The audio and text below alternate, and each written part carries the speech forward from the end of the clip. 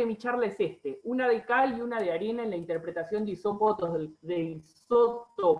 del carbono como indicadores de cambios en la circulación oceánica. Ahí abajo están los logos de las entidades que amablemente me dan dinero, y empiezo. Bueno, el perfil vertical de la concentración de nutrientes en la columna de agua está determinado por la asimilación de esos nutrientes en la zona eufótica y la remineralización debajo de ella. Así que el fitoplancton hace fotosíntesis, toma nutrientes, entonces la concentración de nutrientes en la superficie del océano típicamente baja, pero luego ese fitoplancton cae como nieve marina, o se lo comen y el zooplancton cae como nieve marina, o alguien cae como nieve marina, y la nieve marina esa se va pudriendo, y eso le llamamos remineralización, y entonces los nutrientes vuelven a la columna de agua en zonas profundas a medida que van cayendo hacia el fondo. En aguas profundas, las masas de agua pueden ser identificadas por sus concentraciones de nutrientes determinadas por el equilibrio entre valores superficiales y remineralización. ¿Qué quiero decir con esto? Si miran este grafiquito que tengo, este gráfico vertical, ¿ven la flecha de mi mouse? Sí, Juan, sí, yo por lo menos. Listo, perfecto. Buenísimo. Entonces, si ven acá, yo hice un grafiquito acá de un promedio de la región del Atlántico sudoccidental, más o menos como la zona abisal que más allá del mar argentino. Y lo que tengo acá es un gráfico de mediciones de fosfato, que es un nutriente muy importante para el fitoplancton y para la biogeoquímica marina. Y lo que ven es que entre los 0 y 1000 metros tiene una concentración muy baja en la superficie del océano, entre los 0 y 1000 metros aumenta, y después tiene unas formitas medio extrañas que uno a priori no se daría cuenta por qué, ¿por qué si se aumenta con la remineralización en los 1000 metros, luego de vuelta disminuye en los 3000 metros y luego aumenta de vuelta para las aguas más profundas en 4000 metros de profundidad? Y eso es porque esos valores están determinados por lo que los físicos nos gusta llamarle la distribución de masas de agua profunda. El agua, el agua profunda del océano tiene unas características muy particulares, porque se podría decir, sin tener mucho error, que más o menos conserva las propiedades que tenía cuando fue formada. Agua profunda, o sea, estas grandes masas de agua que están en los 3000 o 4000 o 5000 metros de profundidad, se forman en diferentes lugares específicos del océano, en el Atlántico Norte y alrededor de Antártida, y llevan con ellas en su recorrido por el océano sus características, en este caso, por ejemplo, los nutrientes. Por eso es que los nutrientes se utilizan, y ahora les pido que miren el gráfico de la derecha, se utilizan como trazadores de las masas de agua. Entonces acá lo que estoy mostrándoles es una transecta de sur a norte, sur en la izquierda y norte derecha, del océano Atlántico, y de vuelta el valor del fosfato. No tengo acá la escala de colores, pero bueno, los valores naranjitas son valores bajos de fosfato, y los valores más verdosos son valores altos de fosfato, y lo que ven es que tenemos entre los 1000 y los 4000 metros, o los 2000 y los 4000 metros, un agua profunda que viene desde el Atlántico Norte, y después tenemos un agua más profunda aún que viene de la zona Antártida. Pensando siempre que del lado izquierdo tenemos el Atlántico Sur y del lado norte tenemos el Atlántico Norte. Entonces esta agua se llama el agua profunda del Atlántico Norte, y esta de acá se llama el agua de fondo Antártica. Esta de acá, esta plumita de acá, se llama el agua intermedia del Antártica. Agua intermedia Antártica, agua de fondo Antártica, agua profunda del Atlántico Norte. Esta es la configuración actual de las masas de aguas del Atlántico. Es súper importante porque esta configuración de masas de agua es la que determina muchas cosas, como por ejemplo el clima en el Atlántico Norte, los nutrientes en la superficie, en las características del océano austral. Son componentes muy importantes del clima terrestre, y por eso en oceanografía las caracterizamos y las estudiamos, y los nutrientes es una forma muy versátil para determinarlas, ya que, como ven acá, el fosfato lleva, el fosfato funciona, los valores de fosfato funcionan como una pluma de esta circulación oceánica, que es puramente física, ¿no? Esto acá o sea, esto que acá, ven acá, que parece una pluma, es efectivamente una pluma. Esto es agua que penetra desde el Atlántico Norte superficial hacia el sur, y esto también es otra pluma, que es agua que se forma en el mar de Weddell, y, bueno, ocupa el océano más profundo. Entonces, lo curioso es que por el efecto del fraccionamiento isotópico durante la fotosíntesis en el caso del carbono 13 y por el proceso de decaimiento radiactivo en el caso del carbono 14, nuestros dos isótopos favoritos del carbono, los isótopos del carbono se ven parecidos a los nutrientes en la columna de agua. Fíjense que acá lo que tenemos es, para la misma región, datos modernos de la columna de agua. En el gráfico del medio, carbono 13, esto no es concentración como era en el gráfico de la izquierda, sino que esto es un cociente un cociente de cocientes, es el cociente de carbono 13, de concentración de carbono 13 a carbono 12, dividido el cociente de carbono 13 a carbono 12 de una muestra estándar que se utiliza para calibrar los espectrómetros de masa. Entonces, si se fijan, el carbono 13 y el carbono 14 también tienen como una formita medio espejada de los nutrientes, ¿no? Fíjense, en la superficie hay mucho, en la columna de agua hay mucho carbono 13 y pocos nutrientes.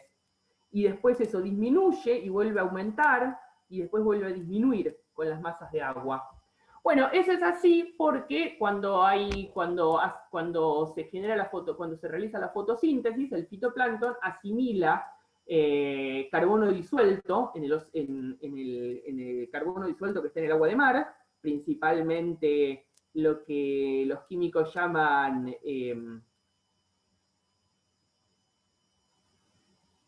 no me acuerdo, bicarbonato, eso, bicarbonato, HCO algo, y ese bicarbonato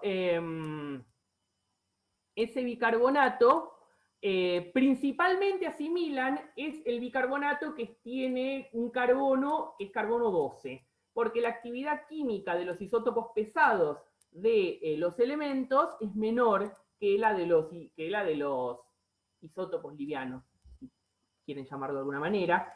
Entonces, entonces se sobrecargan de carbono 12 y el carbono 13 queda enriquecido en el agua de mar, y bueno, entonces en la superficie tenemos mucho carbono 13. Una cosa parecida ocurre con el carbono 14, en que en realidad los valores de carbono 14 no están tan ligados a la fotosíntesis, sino que están más ligados a el decaimiento radiactivo. A medida que el carbono 14 se forma en la parte más alta de la atmósfera, con rayos cósmicos que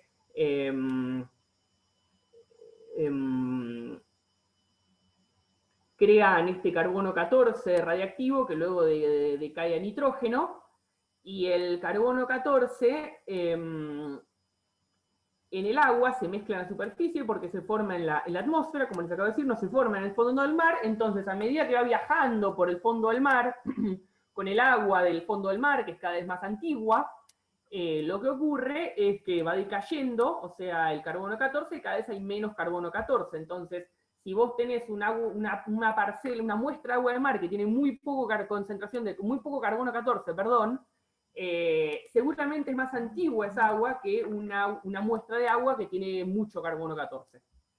Entonces, bueno, tenemos que estos isótopos tienen una forma parecida a los nutrientes, y esa es una herramienta muy importante, porque en la paleoceanografía, que es a lo que me dedico yo, el estudio del océano en el pasado, nosotros no podemos medir los nutrientes que había en el pasado, hace 20.000 años, por ejemplo, en la última era glaciar, pero sí podemos medir el carbono 13 y el carbono 14, que está alojado en fósiles de conchas marinas, como por ejemplo de microfósiles de especies bénticas.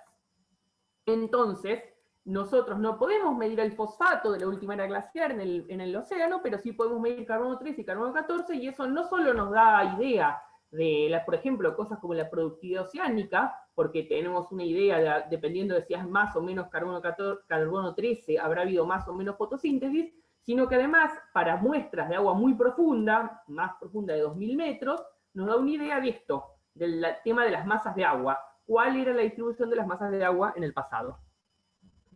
Entonces, los cocientes isotópicos del carbono se preservan en los fósiles, microorganismos marinos, constituyen una herramienta para determinar las condiciones de las masas de agua en épocas pasadas, como el tiene glaciar. Entonces, acá les muestro este grafiquito de Curry-Yopo 2005, en donde acá está el carbono 13 en la actualidad. De vuelta, esta es la transecta del Atlántico. Acá tenemos el Atlántico Sur y el Atlántico Norte, sur a la izquierda, norte a la derecha, y la profundidad en el eje vertical. Y entonces lo que tenemos es que acá tenemos para el, ¿cómo se dice? Para la era actual, y después acá lo que tenemos es una reconstrucción de los valores a partir de fósiles del fondo del mar de lo que era en el último era glaciar. Entonces, en este famoso trabajo de 2005, ellos mostraron o infirieron que la distribución de masas de agua era diferente en la última era glaciar que en la actualidad, porque si se fijan bien, esto tiene el mismo escala de color, y lo que ven es que los colorcitos claros asociados al agua profunda del Atlántico Norte, en la actualidad llegan a unos 3.500, 4.000 metros, y en la última era glaciar no llegaban a más de 2.000 metros. O sea que ellos determinaron que, por alguna razón, el agua profunda del Atlántico Norte era mucho menos, llegaba mucho menos profundo en la última era glaciar, y en vez de eso lo que tenías es que el agua antártica ocupaba gran parte del volumen del agua del océano Atlántico. Fíjense, acá tenemos, esta es el agua que viene del océano, de la región antártica, y esa agua ocupaba mucho más en la última era glaciar. Entonces, este tipo de estudios este tipo de estudios paleoceanográficos nos permiten los isótopos del carbono. A su vez, si hablamos un poco más del carbono 14 ahora, les muestro este grafiquito de Luke Skinner 2017. Como el carbono 14 tiene decaimiento radiactivo, su presencia en aguas profundas podría indicar mayor velocidad en la circulación de más agua profunda, porque es algo así como decir, si yo sé que el agua se forma en el Atlántico Norte y mido en una profundidad de 4.000 metros cuánto carbono 14 hay en esa agua, si hay mucho carbono 14, podré decir que el agua llegó rápido al Atlántico Sur. Pero si hay muy poco carbono 14, quiere decir que el agua llegó más lento, porque a medida, junto con el transporte el transporte másico de agua en el océano profundo, lo que va ocurriendo también es que el carbono que está disuelto en esa agua, el carbono 14 que está disuelto en esa agua va decayendo. Entonces, cuanto más carbono 14 tengo, más rápido se mueve el agua. Entonces, este señor Skinner lo que hizo fue, con datos isotópicos de fósiles de la última era glaciar y datos isotópicos de muestras similares, pero de la actualidad, del Holoceno tardío, lo que hizo fue determinar que, fíjense acá, este grafiquito rojo que tengo acá, en la izquierda, el Atlántico, dice, acá tenemos la profundidad, y acá tenemos, cuantos números más altos quiere decir que hay menos carbono 14, porque esto es edad del carbono 14, porque el carbono 14 uno lo puede, con un logaritmo natural y no sé qué cuernos, uno lo que puede hacer es transformarlo en edad, que eso es lo que hacen los arqueólogos para saber de cuándo eran las momias. Entonces, vos lo que haces es determinar la edad del agua profunda, y lo que determinaron ellos, la línea punteada, es la edad promedio del agua profunda en el océano Atlántico en la era preindustrial, en el océano Holoceno tardía, y la línea roja enterita, gruesa, es en la última era glaciar. Entonces lo que él determinó es que el agua de la última era glaciar era más vieja, el agua profunda, que en la actualidad, y eso querría decir que había menos ventilación en la última era glaciar y que el transporte másico del agua profunda era más lento. Bien, yo estoy yendo muy rápido porque es una charla breve, pero ustedes párenme si no tiene mucho sentido lo que digo o si tienen ganas de decir algo. ¿Está bien? Bueno, entonces, por lo que en principio entre el carbono 13 y el carbono 14 yo tengo trazadores tanto para la estructura de las masas de agua, eso lo vimos con el carbono 13, como para la velocidad de transporte de las masas de agua profunda. Ahora, la pregunta que uno se hace es, ¿se puede comprobar eso? También lo podemos comprobar. Esto hasta ahora es interpretación de fósiles. Esto que yo les mostré hasta ahora les tiene que parecer muy familiar. Esto es nada más y nada menos que interpretar fósiles. ¿Está bien? Los cuantificamos, medimos sus concentraciones, sus cocientes y sus años de edad, pero acá no hay, nadie acá hizo masa, ¿cómo era eso? Fuerza igual a masa por aceleración. Acá esto es interpretación de fósiles. Ahora, ¿podemos utilizar la física para comprobar si esto realmente es así? Eso es lo que se está preguntando este señor acá. Bueno, entonces yo para ver si podía comprobar eso, hice esto. Con un modelo de complejidad media del océano global, generé diferentes posibles configuraciones para las masas de agua profunda durante la última era glaciar. Una configuración de agua profunda del Atlántico Norte que llega muy profundo, otra de agua del Atlántico Norte que llega poco profundo y además va muy rápido, y otra del agua profunda del Atlántico Norte que llega poco profundo y además es muy lento. Y bueno, y más configuraciones que no vienen al caso. Lo que hago yo, mi modelo genera cocientes isotópicos iguales a los o comparables con los del registro fósil. Entonces lo que hago es que comparo los cocientes isotópicos generados por los modelos con los datos provenientes de microfósiles de testigos de sedimento datados en la última máxima glaciar. Entonces, si volvemos a esto, al mapita de las masas de agua, a este mapita, yo lo que hago es, tengo acá, esta es la agua profunda del Atlántico Norte. Bueno, genero una configuración en mi modelo donde es así, llega hasta ponerle 4.000 metros. Hago otra configuración donde llega más profundo, qué sé yo, a los 5.000 metros. Hago otra configuración donde llega a los 2.000 metros. Y además, en las diferentes configuraciones también genero simulaciones donde el agua del Atlántico Norte va más rápido o va más lento en su transporte por el océano profundo. Por supuesto que estas diferentes configuraciones también tienen su correlato con diferentes configuraciones de las masas de agua que provienen de la Antártida. Bueno, entonces, ¿qué encontré? Acá yo tengo estos gráficos medio raros, pero voy a intentar explicárselos. Estos gráficos son así. En la izquierda tenemos resultados por el carbono... arriba tenemos carbono 13 y abajo tenemos carbono 14 que le llamo radiocarbón. Cada uno de estos, en el eje Y, lo que tenemos es cuán profundo llega la circulación de ¿cómo se llama? El agua profunda del Atlántico Norte. Y en el eje de las X lo que tenemos es cuán rápido se mueve, cuánto transporte tiene, y eso lo medimos en Sverdrup, que es millones de metros cúbicos por segundo. Entonces, lo que tenemos es que en el eje X, entonces tenemos cuán rápido se mueve esa masa de agua, y en el eje Y, cuán profundo llega.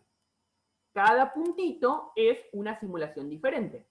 Entonces tenemos, por ejemplo, si yo me paro en esta simulación es la simulación en donde el agua profunda del Atlántico Norte llega a 2.400 metros y se mueve a más o menos 9,5 Sverdrups.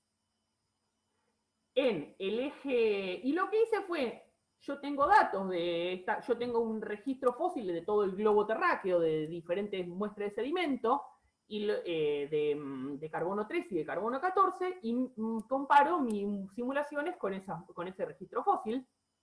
Y para comparar con estadística, calculo coeficiente de correlación y errores medios, root mean square error. Entonces, yo lo que tengo es los pinto de acuerdo a, fíjense, en la izquierda lo que hago es, tengo que cuanto más alto es el coeficiente de correlación, mejor mis simulaciones representan los datos. De la misma manera, del lado derecho, cuanto más bajo es el error medio estándar, mejor, de vuelta, mejor, ¿cómo se dice?, reproduzco los datos. Entonces yo quiero colores más rojitos en el lado izquierdo y colores más azules en el lado derecho. Lo que acá dice en inglés, porque me olvidé de traducir esta parte de la transparencia, dice que con colores, fíjense que yo tengo colores más rojos para, o sea, mejor correlación con los datos para valores de profundidad del agua profunda del Atlántico Norte entre 2.000 y 2.400 metros. Y por otro lado, los valores, fíjense, los valores de los colores estos cambian mucho más con la profundidad del agua de fondo, del agua profunda del Atlántico Norte, que con la velocidad de transporte. Ven que los colores cambian mucho más a lo largo del eje Y que del eje X, tanto para correlación en las dos, tanto en carbono 13 como en carbono 14, como en el error estándar. Entonces, lo que yo determiné es que los isótopos son sensibles a cambios en la estructura de las masas de agua, pero no al transporte. Encima, fíjense lo parecido, cómo los resultados son muy parecidos en las diferentes simulaciones. Eso lo que nos intuye es que el carbono 13 y el carbono 14, encima de todo, no actúan de manera independiente ante cambios físicos en las aguas profundas. Entonces por eso dije una de cal y una de arena en el título. Porque yo, por un lado, con este gráfico lo que estoy demostrando es que efectivamente yo puedo determinar la configuración de las masas de agua profunda con carbono 13 y con carbono 14, pero no puedo determinar con estos isótopos solamente la velocidad de transporte. Por otro lado, también estoy observando que el carbono 13 y el carbono 14, ante cambios en la física del océano, no varían de una manera independiente, entonces al final son dos isótopos que me cuentan la misma historia. Al menos para cambios físicos. Si hablamos de cambios en productividad y otra cosa, ahí sí se manejan de forma independiente, pero eso es otra historia. Entonces, la otra cosa que vi yo es que si hilamos más fino y en vez de comparar con todo el globo terráqueo, comparamos nuestros resultados de simulación solamente con algún lugar, con alguna localización en el océano global, donde yo pueda reproducir un perfil vertical del carbono 13, en este caso, lo único que puedo hacer es con el carbono 13, no con el carbono 14, yo puedo inferir la circulación profunda de una manera más detallada. Y para eso lo que usé son estos datos de Lund, me olvidé de citarlo acá, perdón. Acá esto de vuelta es nuestra transecta del Atlántico Norte en el lado izquierdo, perdón, del Atlántico. Fíjense, Atlántico Sur, Atlántico Norte. ¿Ven todos estos circulitos blancos? Estos circulitos blancos son muestras de sedimento que se fueron sacadas en la plataforma continental al este de Brasil. Allí lo que hicieron fue sacar muestras de sedimento a lo largo en una transecta que corta el talud, y entonces a lo que es, digamos, distancias horizontales en el Atlántico, se puede decir que están en el mismo lugar, ¿está bien? Los separan 1 o 2 grados, o incluso minutos, a cada una de estas, a las posiciones de estas muestras de sedimento. Están casi en el mismo lugar si nosotros estamos pensando en el Atlántico, en el océano Atlántico. Pero la profundidad varía mucho en esa zona. Entonces, tenés que poder reproducir un perfil vertical. Cosa que es bastante complicado. Fíjense, esta persona sacó 1, 2, 3, 4, no sé, no tengo que contarlo. Son como 15 muestras de sedimento, todo en una transecta a lo largo de... cruzando el talud continental por afuera de Brasil, ahí donde Brasil como que tiene una puntita. Creo que está Recife, por ahí, algo así. Entonces es como ponerle 25... Ah, acá lo tengo. 27 grados sur. 27 grados sur. Listo. Entonces yo acá, de vuelta, acá lo que hago es perfiles verticales. Entonces las crucecitas rosas son los datos, y con sus desviaciones estándar, con sus errores, marcados con el más menos error con las liñitas punteadas. Y lo que hago es tengo mis diferentes simulaciones, Entonces yo acá tengo, arriba del todo tengo simulaciones donde el agua del Atlántico Norte es profunda. Después en esta tengo, en el medio tengo el agua profunda se mueve lento y además es poco profunda. Y acá se mueve a una velocidad bastante considerable y es poco profunda. Y lo que vi, se ve claramente que, por ejemplo, fíjense, no estoy reproduciendo bien los datos con esta, con un agua profunda, con un agua profunda, con un agua profunda del Atlántico Norte que es muy profunda. ¿Ven que es muy diferente esto, los datos?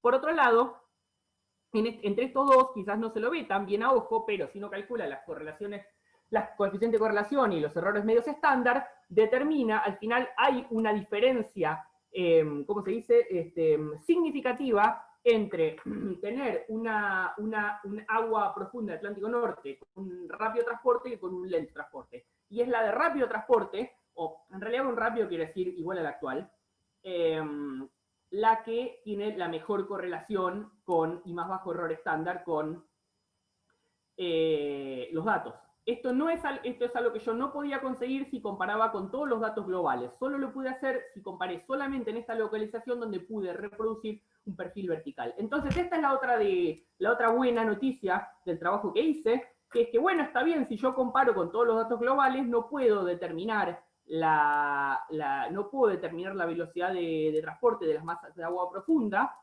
pero si comparo en lugares muy específicos donde tenemos unos datos de muy buena calidad que se han tomado de tal manera que yo pueda reproducir un perfil vertical de la última era glaciar de carbono 13, yo ahí sí puedo determinar características más específicas de las masas de agua profunda, como por ejemplo su velocidad de transporte.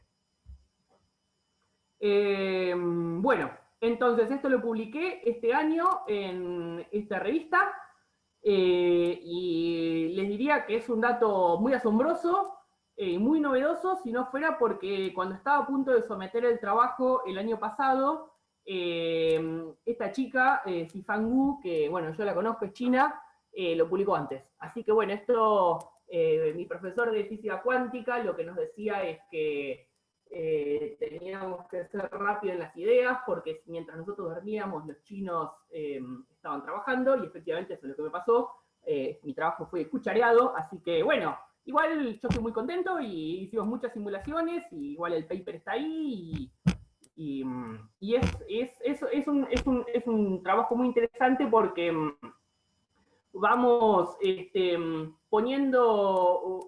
estamos logrando cuantificar esas cosas que hasta ahora se sabían o se suponían de una manera cualitativa. O sea, el funcionamiento de estos trazadores como para determinar distribuciones de masas de agua en el océano pasado. Esto tiene potencial también para nosotros acá, porque nosotros tenemos una transecta muy copada que sacaron ¿cómo se dice? En Pampa Azul, con la iniciativa Pampa Azul, hubo un barco, el Austral, que anduvo por toda esta zona, ven estos puntitos rojos, anduvo sacando muestras, estas muestras cubren una muy buena rango de profundidades. Entonces, si nosotros lográramos medir los fósiles, medir el carbono 3 y carbono 14, los fósiles de estas muestras de sedimento que fueron sacadas por uno de los cruceros de la iniciativa Pampa Azul, quizás podríamos hacer una cosa parecida a esta que se hizo afuera de Brasil, que es una reconstrucción del perfil vertical de carbono 13, pero en este caso justo afuera de la plataforma continental patagónica. Y bueno, para eso acabo de pedir un subsidio a la iniciativa Pampa Azul, de esos que estuvo el mes pasado. Y bueno, si nos dan la plata, vamos a mandar muestras a Estados Unidos y vamos a poder medir isótopos y vamos a poder hacer una reconstrucción, en este caso no estoy hablando de modelos, una reconstrucción a partir de fósiles de las características de las masas de agua profunda en nuestra vecindad oceánica. Eso es todo.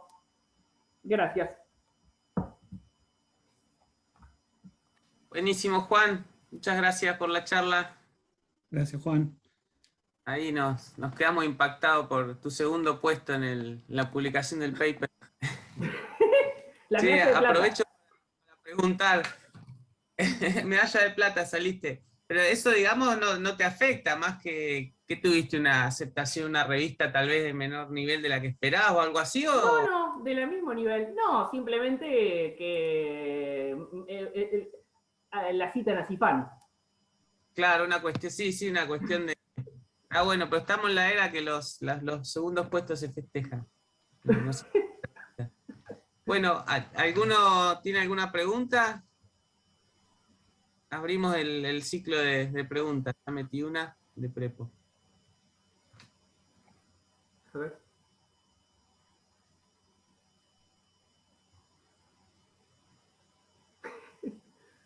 ¿Es un aplauso de Flavio o es una manito levantada? Se escucha bajito. Hola, Juan. Ay, Dale. se escucha muy, muy bajito. Dale más rosca, Flavio. A ver si... Aldo, ¿también estás muteado?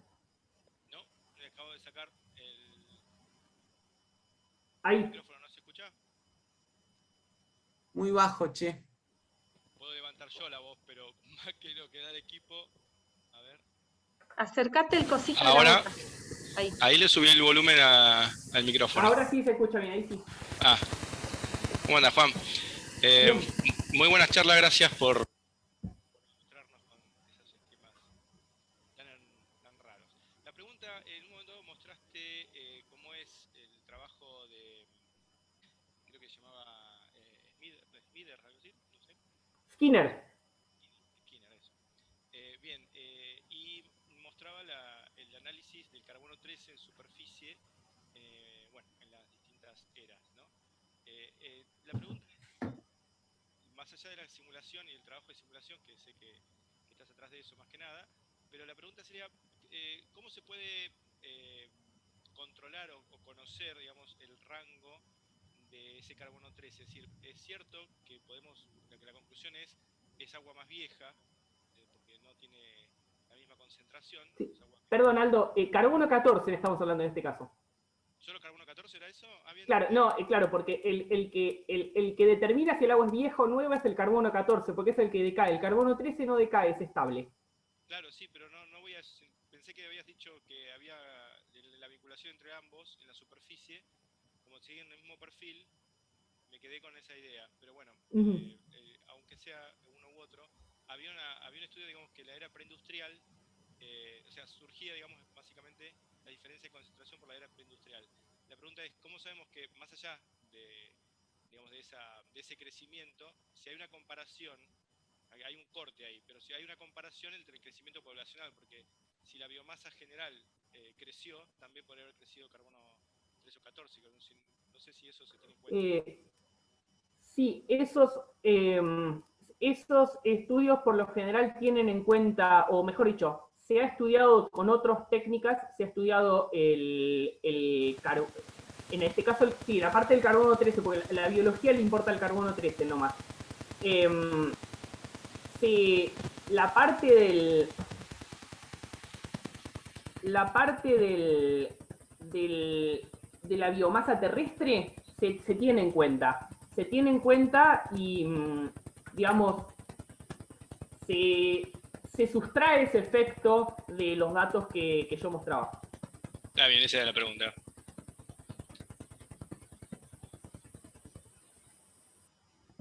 Juan, la corrección es, nosotros en biología cuando corregimos el carbono con el efecto Suez, ¿corrigen de la misma manera o se corrige de otra forma?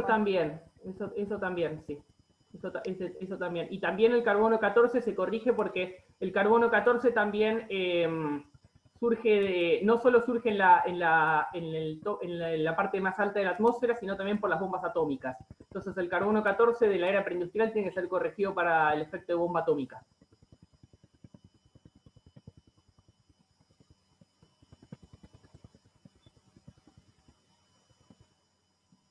Bien. Bueno. ¿Alguna otra pregunta? Yo no, gracias.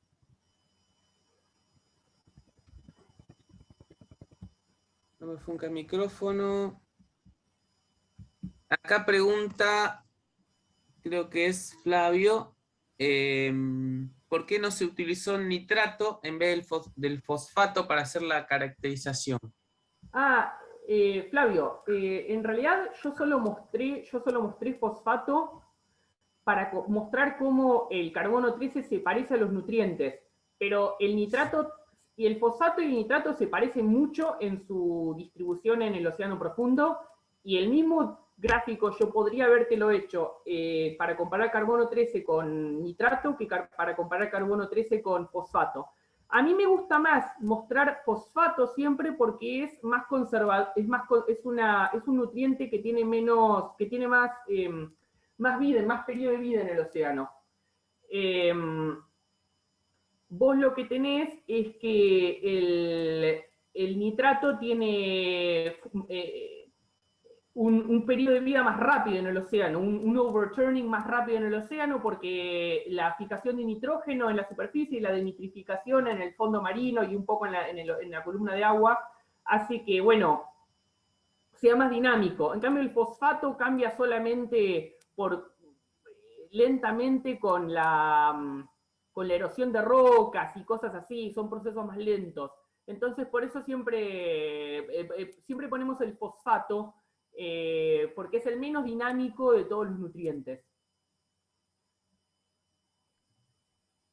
Bien, justo ahí comenta en relación a eso que sí, que el nitrato seguramente tendría cambios más Claro, tiene cambios más bruscos, pero también tiene cambios por cosas que el carbono 13 no es capaz de trazar. Entonces, esos cambios son cambios que a lo que es entender las masas de agua profunda en la última era glaciar no nos interesan. Entonces, igual de todas maneras el nitrógeno es importante, porque el nitrógeno nos ayuda a estudiar paleoproductividades. Y si vos te fijás, yo tengo un paper de 2018 en donde estudio paleoproductividades utilizando nitrato y isótopos del nitrógeno, o sea, nitrógeno 15. Bien. Bueno, ahí me había quedado un comentario de Rodri Goncalves, que nada, te dice, serías como nuestro Wallace, ahí medalla de plata, el Wallace de Darwin, o el Lewis de Newton, eso es la teoría. O el Ringo de los Beatles.